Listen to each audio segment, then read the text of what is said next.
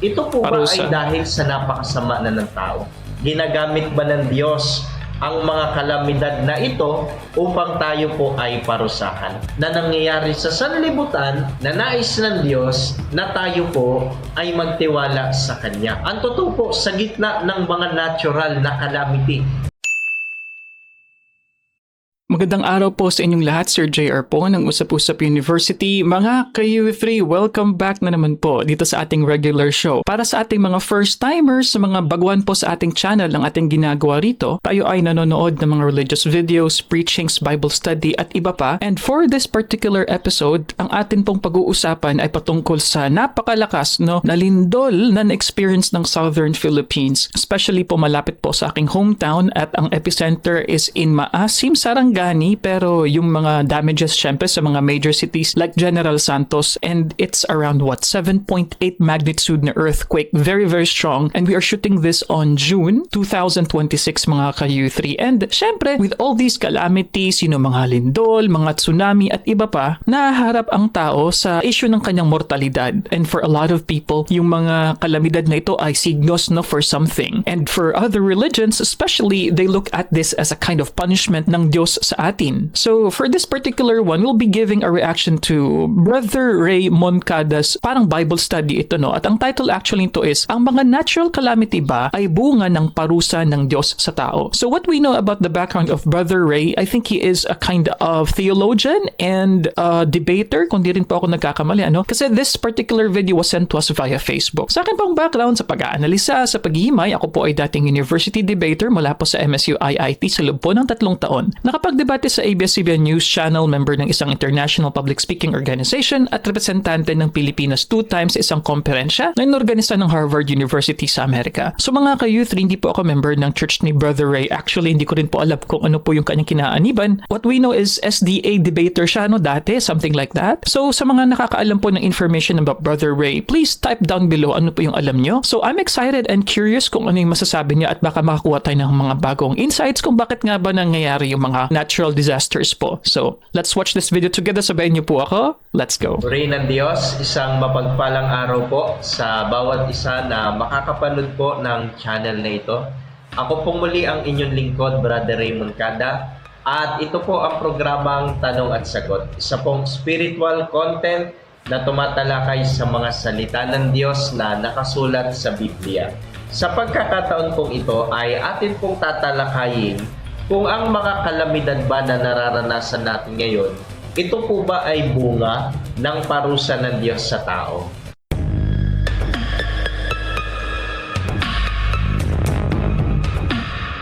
Sa mga nagdaang araw at mga buwan, ay dumanas po ang ating bansa ng matitindi at mabibigat na pagsubok. Nariyan po ang sunod-sunod na bagyo na ating naranasan. Ganon din po kahit sa ibang bansa ay nararanasan din po ito at meron pa pong mga malawakang sunog at paglindol sa iba't ibang dako. Marami po ang naaapektuhan ngayon at bunga po nito, marami po ang lalong naghihirap. Kaya minsan na itatanong po natin, ang mga nararanasan po ba natin ngayon na mga kalamidad, ito po ba ay dahil sa napakasama na ng tao? Ginagamit ba ng Diyos ang mga kalamidad na ito upang tayo po ay parusahan? Ito po yung nais po nating linawin at pag-aralan sa mga pagkakataong ito. Ang totoo po, isa po yan sa mga nais ko din pong malaman, lalo't noong tayo po ay dumanas ng sunod-sunod na bagyo na natural naman talaga taon-taon nararanasan natin ang mga ito. Subalit ang tao po ay mabilis makalimot. Kaya kapag dumating ulit ang ganitong kalamidad, iniisip nila na ito ay bago, pero sa totoo lamang ay sa mga nagdaang panahon, ito po ay nangyari na po at patuloy pa po na nangyayari. Ngayon, naitatanong po natin, ito po ba ay parusa ng ating Panginoong Diyos? Ginagamit po ba ng Diyos ang mga bagay na ito upang wakasan ang kasamaan ng sanlibutan? Sa totoo lang po mga kaibigan, ako rin po ay nagsaliksik mula sa banal na kasulatan upang malaman ang sagot patungkol po dyan. Kasi nga po napakarami nang naaapektuhan at ilang buhay na po ang namamatay dahil sa mga bagay nito. Ako po bilang isang nag-aaral at nagsasaliksik ng mga katotohanan mula sa Biblia, ito po ay aking pinag-aralan at nakita ko po ang ilang katotohanan patungkol po dito. Mababasa po natin sa Bible na ang mga kalamidad, ito po ay ginagamit din ng Diyos upang ang tao po ay parusahan. Halimbawa po, mababasa po natin dito po sa Aklat ng Job, sa Kapitulo 9, ang talata po ay 5 hanggang 6. At hindi nila nababatid ng kanyang itaob sila sa kanyang pagkagalit na siyang umuuga ng lupa mula sa kanyang kinaroroonan. At ang mga haligi nito ay nanginginig. Ganon din po mababasa po natin sa Aklat po ng Amos. Sa Kapitulo 9, ang talata po ay 6. Siya na gumagawa ng kanyang mga silid sa langit at inilagay ang kanyang pabilog na bubong sa lupa, na siyang gumagawa ng tubig sa dagat at ibinubuhos ang mga iyon sa ibabaw ng lupa. Panginoon ang kanyang pangalan. Dito po makikita sa 2 talata na ating binasa na yung pong nararanasan natin na pag-uga ng lupa o mga lindol, ganon din po yung malalakas na bugso ng dagat o yung mga tidal wave, yung Tsunami. paglindol sa ilalim ng lupa na tinawag nga rin pong tsunami. Ito po ay ginagamit din ng Panginoon upang ang tao po ay parusahan dahil sa kanyang kasamaan. Ibig sabihin, ang mga kalamidad ay may pagkakataon na ginagamit po ito ng ating Panginoon Diyos. Okay, before we continue, did you notice what he said here? So he mentioned the qualifying term na at times. So also, minsan nagagamit. So here, it gives me the impression that while it is true that it is used by God as a kind of punishment for all the wrongdoings na ginagawa natin sa pagiging masama ng sangkatauhan, I think ang pupuntuhin ni Brother Ray is that not at all times. Maybe he will be saying that at times it's just a scientific phenomenon, mga ka-U3. Kasi kung titingnan natin, if we will be saying na all these na mga earthquakes, calamities, all these happen because the people are evil. Does it mean then that kumbaga per capita, kung susumahin mo sa buong mundo, mas masama ba ang mga Pilipino? Dahil sa totoo lang, tayo po ang mas laging tinatamaan ng mga natural calamities. In fact, tayo isa sa mga pinaka-vulnerable na countries dahil sa climate change. So that's one, no? Sa ating mga seas, pag-increase ng sea level, ayan, isa tayo sa mga pinaka-vulnerable, sa mga stronger na mga typhoons, tayo rin. Dahil swerteng-swerte tayo sa ating location, no? It's geography. Tayo ay laging tinatamaan ng lindol. What do we call it? Pacific Ring of Fire, di ba po? So sa atin pong bansa, marami mga fault line yan, marami mga trench. Especially yung recent nga na tumama sa General Santos is part ng Cotabato Trench kung di ako nagkakamali. Ito po yung nakikita kong pagtuturo sa Biblia na hindi po pwedeng maitanggi ng kahit sino man. Meron pong mga natural na kalamidad at kung minsan ang mga natural na kalamidad na ito ay ginagamit din ng ating Panginoon Diyos sa kanyang makatwirang layunin.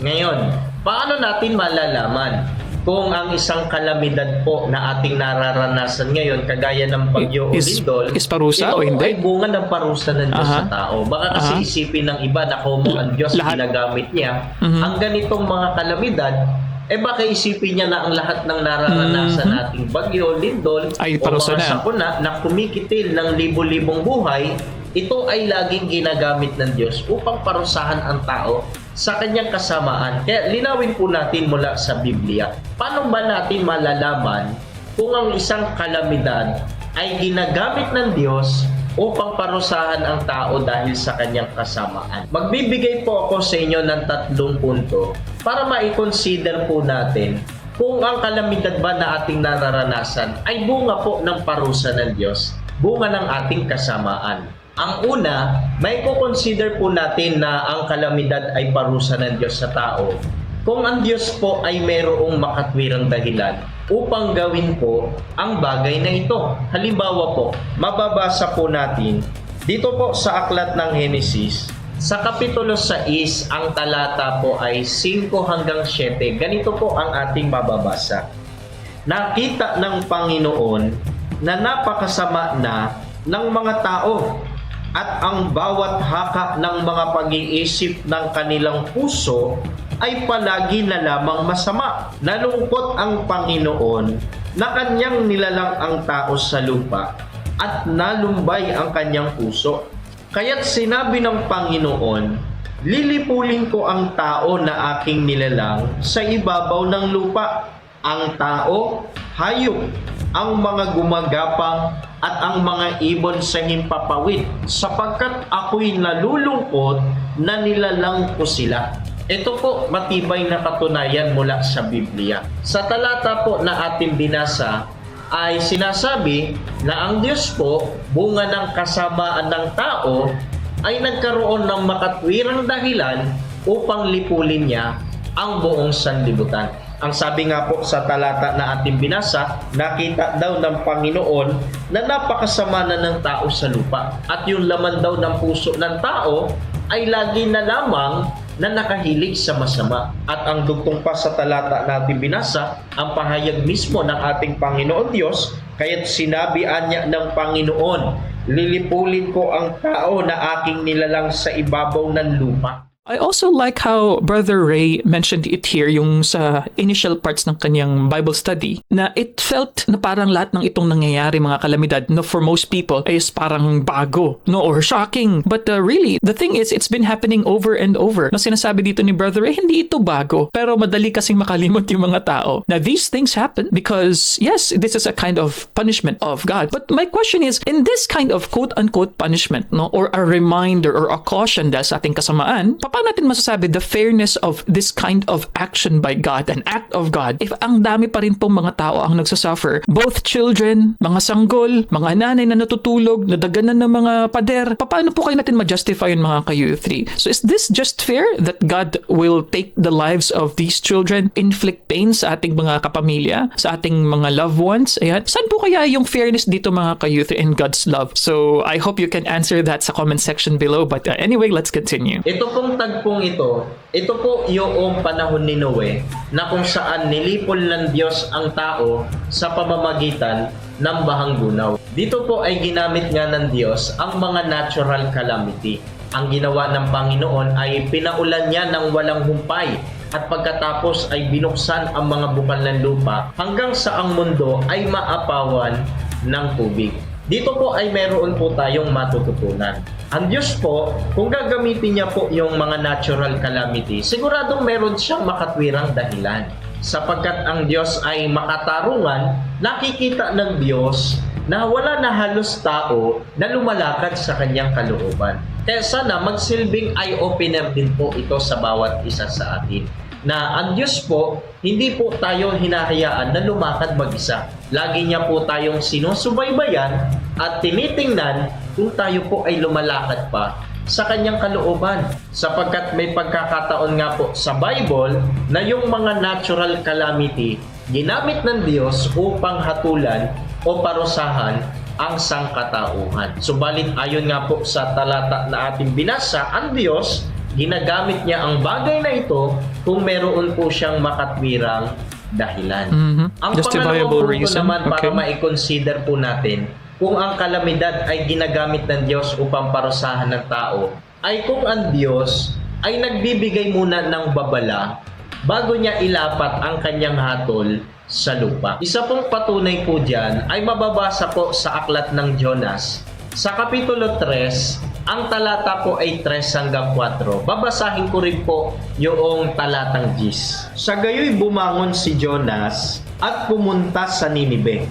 Ayon sa salita ng Panginoon, ang Ninibe ay isang napakalaking lungsod na 3 araw na bagtasin ang luwang. At nagsimulang pumasok si Jonas sa lungsod na may 1 araw na lakarin ang layo. At siya'y sumigaw, 40 araw pa at ang Ninibe ay mawawasak. At nang makita ng Diyos ang kanilang ginawa, na sila'y humiwalay sa kanilang masasamang lakad, nagbago ng isip ang Diyos tungkol sa kasamaan na kanyang sinabing gawin niya sa kanila, at hindi niya iyon ginawa. Ano po yun dapat nating maunawaan ukol po sa talata na ating binasa? Ito po ay tagpo naman na nung si Jonas na isang propeta ay suguin ng Diyos upang ibigay ang balita na dahil din sa kasamaan ng lungsod na ito, ay lipulin na rin ito ng Panginoon Diyos. Ang ginawa ng Diyos, sabi nga po sa talata na ating binasa, si Jonas daw po na isang propeta, ay sinugo ng Diyos doon sa lungsod ng Ninibe. At pagkatapos sa pamamagitan ni Jonas, nagpahayag ang Diyos at nagsabi, 40 araw ay wawasakin na ng Diyos ang lungsod ng Ninibe. Nung malaman po ito ng mga mamamayan ng Ninibe, sila po sa pangunguna ng hari, sila po ay nagsisi sa kanilang mga kasalanan. Nandiyan pa nga po na sila ay nag-ayuno at nanalangin ng maningas sa ating Panginoon. Umiwalay sila sa kanilang masamang lakad, kaya sa loob ng 40 araw, ang sabi sa talata, nakita ng Diyos na ang mga taga Ninibe ay nagsisi sa kanilang mga kasamaan. Kaya sa halip na gawin ng Diyos yung kanyang itinakdang paglipol, nagbago po yung kanyang isip at hindi niya na nga po isinagawa yung kanyang paglipol na gagawin. Sa makatwid, kung gagamitin man ng Diyos yung mga natural calamity upang parusahan ang tao, ay nagbibigay muna siya ng babala. Nagpapatiunang ipaalam muna sa tao sapagkat may pagkakataon pa ang ating Panginoon Diyos na ibinibigay upang ang tao ay magsisi, sa gayoy hindi itinutuloy ng Diyos ang kanyang balak na lipulin o hatulan ang sanlibutan. Kaya po kung yung mga natural calamity na nararanasan po natin ay wala naman pong patiunang babala ang ating Panginoong Diyos, tiyak na hindi po ito isang bagay na ginawa ng Diyos upang ang tao ay parusahan. So I think na laid down dito ni Brother Ray yung kumbaga dalawang test na pwede natin gawin for us to come to the conclusion na ito nga ay parusa ng Diyos sa atin. Number 1, dapat merong makatwirang dahilan. Pero yung ginigay po na halimbawa is yung the flood na nung panahon po ni Noe. Pero I'm just not sure mga ka-youth in applying that example, does it also apply to the current na quote-unquote smaller na mga natural calamities that we feel? Kasi, di ba, kung di ako nagkakamali, sa panahon ni Noe, it is a global flood. Bakit ko nasabi yun? Dahil pinatay po ang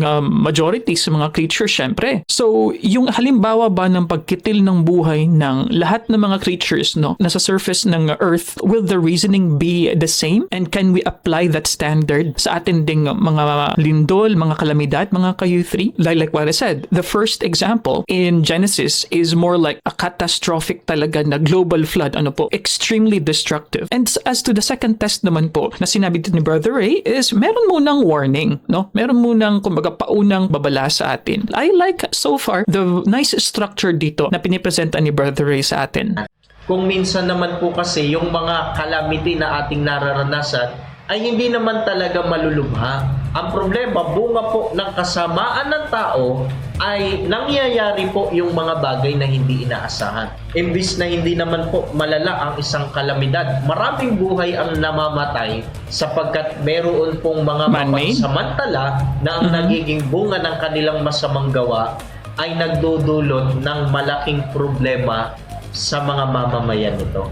Ang pangatlo naman ay hindi niya hinahayaan na madamay po yung mabubuting tao sa kanyang pagpaparusa sa pamamagitan ng mga natural calamity. Isang katunayan po dyan, mababasa po natin dito po sa aklat po ng Genesis. Sa 19 po, ang talata naman po ay 15 hanggang 17.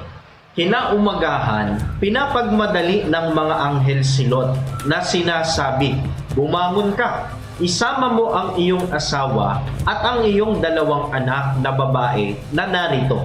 Baka pati ikaw ay madamay sa parusa sa bayan." Subalit siya'y nagtagal, kaya't dahil sa habag sa kanya ng Panginoon, hinawakan ng mga lalaki ang kanyang kamay at ang kamay ng kanyang asawa at ang kamay ng kanyang 2 anak na babae. At siya'y inilabas nila at iniwan sa labas ng bayan. Nang sila'y mailabas na nila, ay sinabi nila, "Tumakas ka alang-alang sa iyong buhay. Huwag kang lumingon o huminto man sa buong libis. Tumakas ka hanggang sa bundok sapagkat kung hindi, ikaw ay mamamatay." Ito naman po ay kasaysayan naman po sa panahon ni Lot. Bunga naman po ng kasamaan ng mamamayan ng lungsod ng Gomora, nagpasya din ang Diyos na lipulin ang lungsod na ito. Subalit, ang sabi po sa talata na ating binasa, si Lot ay hindi po idinamay ng Diyos, bagamat doon po nakatira sa lungsod ng Gomora. Ang sabi nga po sa talata na ating binasa ay pinapagmadali ng mga subong anghel si Lot at ang kanyang sambahayan upang hindi daw sila madamay sa gagawing parusa ng Diyos sa lungsod. Ang nangyari ay medyo nagtagal si Lot, kaya sa habag ng Panginoon upang hindi sila madamay, ay kinaladkad na sila ng anghel sa labas ng bayan upang sa ganon ay hindi sila madamay. Sa mga tweet, kung gagamitin nga ng Diyos yung mga natural calamity, ay tiyak hindi niya po idadamay yung matutuwid na tao. Kahit pa sabihin na sila ay nakatira doon mismo sa lugar na kung saan ay ibababa ng Diyos yung kanyang hatol, ay tiyak na ililigtas niya ito at hindi niya hahayaan na madamay. Kaya kung yung mga natural calamity na nararanasan natin ngayon, kahit yung matuwid o masama, kapwa po nadadamay sa mga nangyayaring kalamidad na ito, tiyak hindi po natin dapat isipin na ito ay pagpaparusa ng Diyos sa tao. Sapagkat ayon nga po sa talata na ating binasa, kapag ang mga kalamidad ay gagamitin ng Diyos, titiyakin muna ng ating Panginoon Diyos na hindi po madadamay ang mga matuwid na tao sa pagpaparusa niya sa mga masasama na lumalakad sa ibang daan.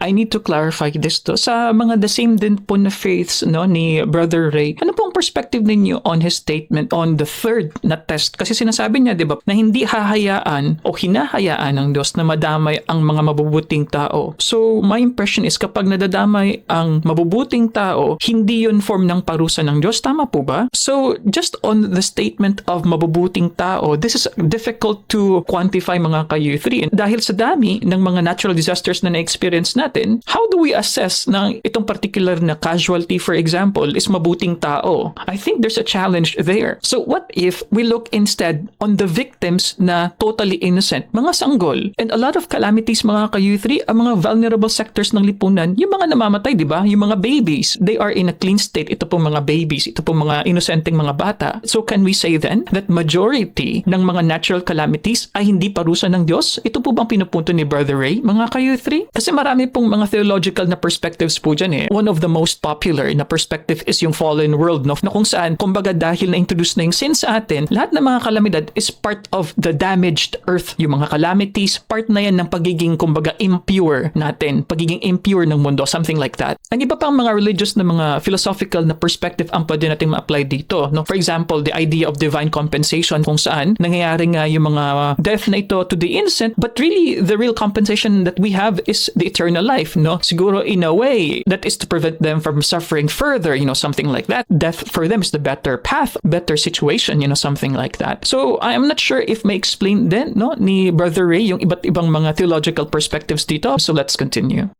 Hindi po madadamay ang mga matuwid na tao sa pagpaparusa niya sa mga masasama na lumalakad sa ibang daan o sa daan na hindi nakalulugod sa kanyang paningin. Kaya minsan nagtataka po tayo Marami po tayong mga napapakinggan sa ibang mga tao na dahil sa sunod-sunod na trahedya na mga kalamidad, bagyo, lindol at sunog na nararanasan, minsan nasasabi nila na dahil sa kakulangan ng kaalaman sa nilalaman ng banal na kasulatan, ay isinisisi nila sa ating Panginoong Diyos yung mga nangyayari sa sa kanila. Sinasabi kagad nila na napakalupit at napakasama ng ating Panginoong Diyos sapagkat lahat po ng tao ay pinarurusahan niya kahit na mayroon naman ditong mga matuwid o lumalakad sa kanyang mga daan. Dapat po nating maunawaan na yung mga natural calamity na nangyayari sa atin, kung hindi naman po sumasampa sa tatlong pamantayang ito para ma-consider na ito po ay parusa ng Diyos sa tao, huwag nating iisipin na ang Diyos ang may kagagawa nito. Ito po yung mga natural calamity na nangyayari sa sanlibutan na nais ng Diyos na tayo po ay magtiwala sa Kanya. Ang totoo po, sa gitna ng mga natural na calamity na ating nararanasan, meron po tayong maaasahan sa ating Panginoong Diyos. Pakinggan po ninyo. Dito po Yung sa protection Aklat niya, ng no? Mateo, sa Kapitulo 8, Ang talata po ay 24 hanggang 27. Pakinggan po ninyo at unawain ang talata po. At dumating ang isang malakas na bagyo sa dagat, ano pat matatabunan ng alon ang bangka. Ngunit siya ay natutulog. Lumapit sila sa kanya at siya ay ginising, na nagsasabi, Panginoon, iligtas mo kami, mamamatay kami. Sinabi niya sa kanila, bakit kayo'y nangatatakot o kayong maliliit ang pananampalataya? Kaya't bumangon siya at sinuway ang mga hangin at ang dagat at nagkaroon ng lubos na kapayapaan. Kaya't namangha ang mga tao na nagsasabi, anong uring taong ito na maging ang mga hangin at ang mga dagat ay sumusunod sa kanya? Sana po ay napansin po ninyo yung talata po na ating binasa. Ang mga alagad ng Panginoong Kristo nung sila ay naglalakbay at nasa dagat ay naranasan din po yung matinding mga kalamidad. Nagkaroon ng bagyo sa gitna ng kanilang paglalakbay. Ang kanila pong naging reaksyon ay ginising nila ang Panginoon at sinabing, tulungan mo kami sapagkat kami mamamatay. Hindi po ba ganito rin yung nagiging reaksyon ng madami? Kapag dumadating yung mga matitinding kalamidad, iniisip kagad nila na sila po ay mamamatay at walang maiiwang pag-asa sa kanila. Subalit, ang sabi nga po ng ating Panginoong Kristo, bakit maliit ang inyong pananampalataya? Nalilimutan kasi ng tao kapag ka mabigat ang kanyang problema na ang Diyos po, siya po yung may authority sa lahat. Kasi po, dahil po ang Diyos ang lumalang, ay kaya niya rin po pasunurin o kontrolin ang mga natural na kalamidad na ito. Sa ibang salita, kung atin mang maranasan ang mga bagay na ito, nais makita ng Panginoon kung tayo po ba ay mayroon pang pag-asa na lumapit at manampalataya, magtiwala sa kanyang magagawa. May mga tao kasi na kapag umunlad na yung kanyang kabuhayan, sumikat na siya, ay nalilimutan niya na yung Diyos na lumalang sa kanya. Kaya pagka minsan ay pinararanas ng Diyos ang mga bagay na ito upang wasakin ang mga pinagkakatiwalaan ng tao, upang maunawaan niya na ang Diyos lamang ang dapat nating panghawakan sa kabila ng mga mabibigat na pagsubok na dumadaan sa ating mga buhay. Kasi kahit ang mga bagay na ito, wala yang magagawa sa gitna ng mga natural na kalamidad. Subalit ang Diyos ay may malaking magagawa. Katunayan, ang Panginoong Kristo ay pinahupa o pinatigil ang bagyo. Kaya nga po namangha yung mga alagad. Ang sabi, bakit ganito ang taong ito, maging ang mga hangin at ang mga bagyo ay sumusunod sa kanya. Ito rin po yung maging damdamin natin. Ito rin po yung maging puso ng bawat isa sa atin. Kaya po ang mga Kristiyano, bagamat dumanas ng mabibigat na pagsubok, sukdulang dahil sa mga kalamidad na ito, ay mayroong mamatay sa kanyang mga mahal sa buhay, hindi niya sinisisi ang ating Panginoon Diyos. Lagi niyang inuunawa ang isang katotohanan na ang Diyos ay laging mayroong mabuting layunin. Na pagkatapos ng mga kalamidad na ito, ang Diyos ay magbibigay ng pag-asa upang ang tao ay makapagpatuloy na naglilingkod sa ating Panginoon Diyos.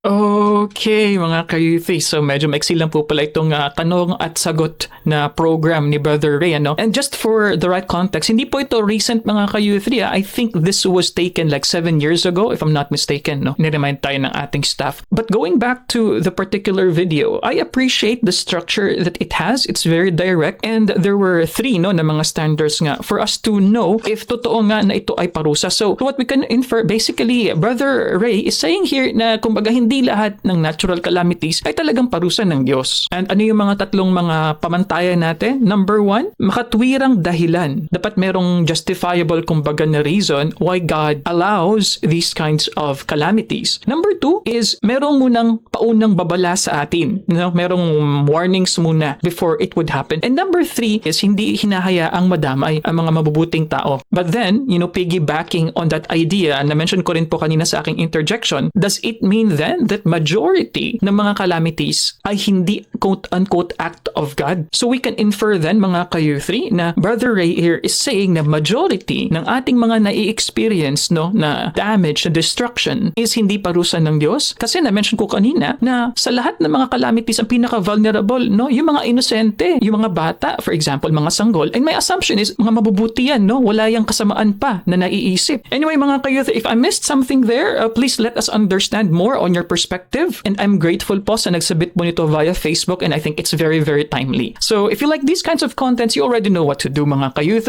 Click that video over there. Watch the playlist over here. Kung hindi ka pa subscribe, click subscribe, and see you in our next episode. Paalam, peace, bye-bye.